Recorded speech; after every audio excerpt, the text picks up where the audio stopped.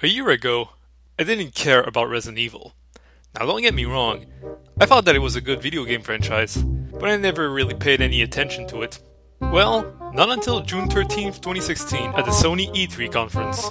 I was just sitting down in my living room, watching the livestream on my PS4. God of War, a zombie game with James Franco, Horizon Zero Dawn, Heavy Rain Detroit, until suddenly, a teaser piqued my interest. What is that, I thought to myself. Outlast 2? Makes sense, they announced it recently. And then BAM! Resident Evil 7! My first reaction was, what? Are you serious? My second reaction was, ooh, interesting. The last time Resident Evil made a game was in 2012. Well, without taking into account Revelations 2 or Umbrella Corps, and guess how that turned out?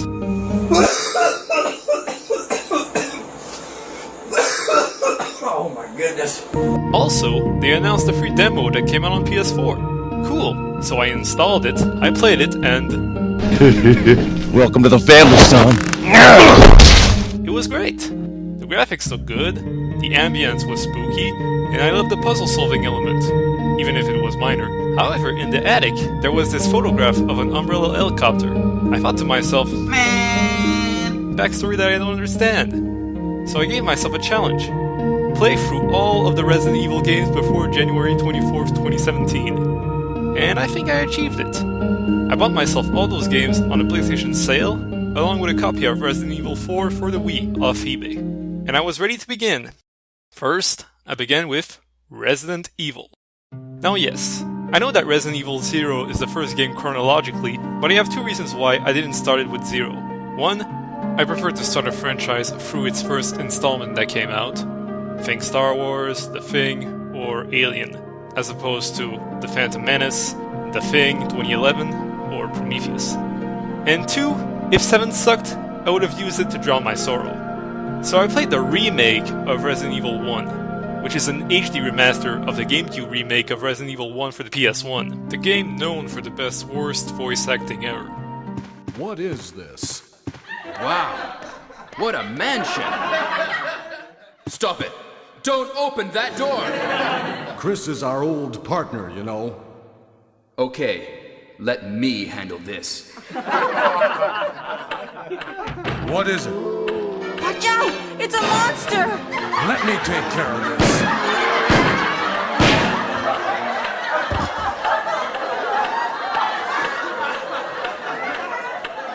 What is it? Kenneth was killed too. Maybe by this creature. Anyway, let's report this to Wesker. Now thankfully, they changed it in the remake. After choosing your character, the game opens up with a cutscene that roughly explains how you ended up in the manor. Resident Evil. Only your character, either Chris Redfield or Jill Valentine, I chose to play the latter, Barry Burton and Albert Wesker are left inside an abandoned mansion. Then, you start taking control. It was at this moment that I remembered that the classic Resident Evil games had fixed camera angles. At first, this annoyed me, and I wanted to rush through those games in order to start playing the more action-oriented Resident Evil 4, Revelations, and 5. Boy was I wrong! Because once you get used to them, you find a game that has to be the best survival horror experience of all times. Even better than Doomtree and Alien Isolation. The mood is spot on. The camera is often placed in a way that you don't see what's on the other side of the corner of the room, making you fear what could be on the other side. You truly feel isolated in this mansion that holds more secrets and rooms than you could imagine. When I think about it, this game is a self-aware B-movie. It's hip to fuck bees. It's hip to fuck bees. No, not that kind of B-movie. You got a team of badasses, literally called stars. You go into a mansion into the middle of the woods, you fight zombies, clawed zombies, big spiders, big snakes, big sharks, ridiculous dialogues. That was a close one. A second late, you would have fit nicely into a sandwich. An ominous bad guy who wears sunglasses indoors with a big evil corporation with a nice logo. Puzzles are challenging enough without being annoying. The gunplay is kind of wonky, but you easily get used to it. Overall, it's an excellent survival horror game, and for $20 off Steam, you can't go wrong with a game that finishes things off with a bang. Next up we have Resident Evil 3 Nemesis. Now, Hold on. I know what you are thinking. Why am I talking about Resident Evil 3 before Resident Evil 2? Well, it turns out that Resident Evil 3 is actually a prequel as well as a sequel to Resident Evil 2. Indeed, Resident Evil 3's first half takes place on September 28, 1998, while Resident Evil 2 takes place on September 29, 1998. The second half of Resident Evil 3 finally takes place on October 1st. So I decided to play this game first, due to the chronology. Resident Evil. In the game, you play as Jill Valentine, the protagonist of the original game, as she tries her best to escape a T-virus infected Raccoon City. But her last escape proves to be difficult because one big baddie named Nemesis has a vendetta against every single Starsman. Jill! Brad! We gotta.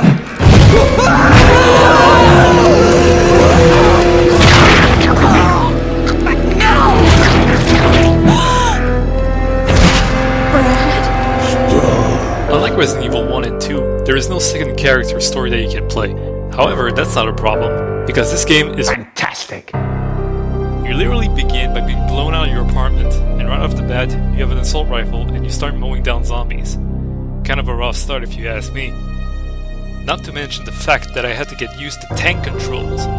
At first, this makes the game unplayable, but after a few sessions, I got the hang of it. This game, like the first one, has an excellent atmosphere. The pre-rendered backgrounds, the music, and the sounds all work together to create a feeling of tension. The feeling that Raccoon City is doomed, that it's on the verge of collapse. However, the FMVs sadly suffer of a bad case of Uncanny Valley. But I think that it's a benefit for the game.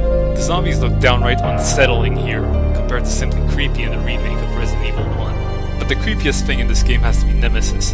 This bastard has to be the best antagonist I've seen in a video game. First, we know nothing about him, leaving the player to speculate how he came to be. Secondly, he's different, not only in his appearance obviously, but in his actions. Sometimes, he randomly spawns into the map, through a window in the RPD, or from a roof. Every time he spawns, he mutters the same word, Stars. reminding you what he's here for. He also doesn't care about his fellow infected friends, as he will often just bash them out of the way or blow them to shreds just to get to you. Hell, he even has his own theme.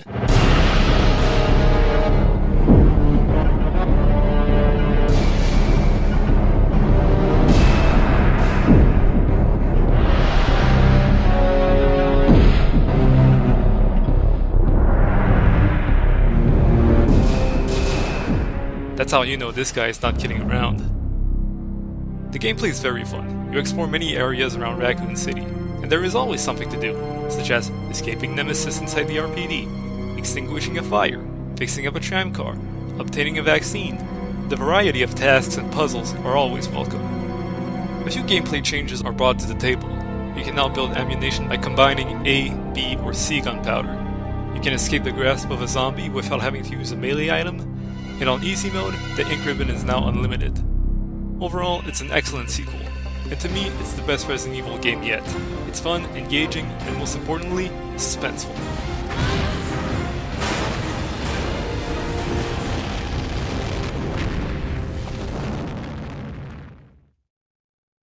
Next, we have Resident Evil 2. Resident Evil 2. In the game, you either play as Leon S. Kennedy, a rookie cop on his first day on the job, or as Claire Redfield, who came to Raccoon City to search for her missing brother. I chose to play the former. The game takes place in the T-virus overrun Raccoon City, as both characters unveil some Umbrella secrets, along with a new virus that many people want to put their hands on. The game was interesting to play, because you got to visit the Raccoon Police Department once more, and see what damage the zombies managed to do to the place in less than 24 hours. Barricades are knocked down, opening access to more rooms that weren't available in RE3. While Resident Evil 3 focuses more on the aspect of escaping Raccoon City, Resident Evil 2 focuses more on the conspiracy around the outbreak. You can read files that explain how Chief Irons was bribed by Umbrella to avoid investigating the T-virus incident in the Arklay Mountains, and so much more that I won't spoil in this video review. The game honestly feels like a stripped-down Resident Evil 3. Not that it's bad, but it did felt shorter to me.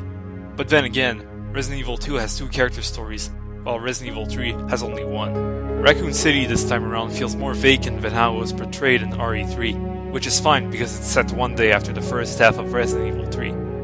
Gameplay-wise, it's very reminiscent of the next game. A few features are missing, like the ability to quickly turn your character 180 degrees, but once more, this was before RE3 came out.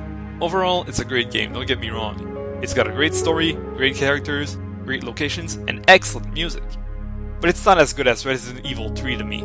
Maybe it's because I played it first, but I don't know. With the remake of Resident Evil 2 coming soon, maybe I'll have a different perspective on this game. I guess that only time will tell. Next up, we have Resident Evil Code Veronica X. Resident Evil. In this game, you play as Claire Redfield. After the events of Resident Evil 2, she went to Paris, France, to search for her brother at the Umbrella headquarters. However, she got captured and sent to a prison island. Fortunately for her, the island got overrun with zombies, and she's set free. On her quest to get off the island, she meets another prisoner named Steve Burnside. The game later brings back fan favorite Chris Redfield, and for the first time since the original game, Albert Wesker. This game is sort of a mixed bag for me. For one, this game is the first fully 3D Resident Evil game. The pre-rendered backgrounds are scrapped for fully 3D environments. I don't really mind this change, but they made it so that the camera follows you around at certain points. I prefer the fixed camera angles over a moving camera, because it's less distracting. They also changed the button layout. Why change something that already works? Anyways, the story was not that great. The game doesn't know where to end by keeping the story going, and going, and going, and going, and going, and going, and going, until it all ends up in a cutscene fight between Chris and Wesker. The gameplay hasn't changed that much. You got some new weapons like dual-wield semi-auto guns, exploding tipped crossbows, and new monsters, such as moths. The game was also pretty hard. Many times I had to load older saves because there was no ammo, herbs, or ink ribbons to help me. However, it's probably my fault. Overall, it's not a terrible game, but by going full 3D, I think this game lost a bit of Resident Evil's charm. The series was beginning to show its age, and it had to change its formula, for better or worse. Stay tuned for part 2, where we will look at the third-person era of Resident Evil.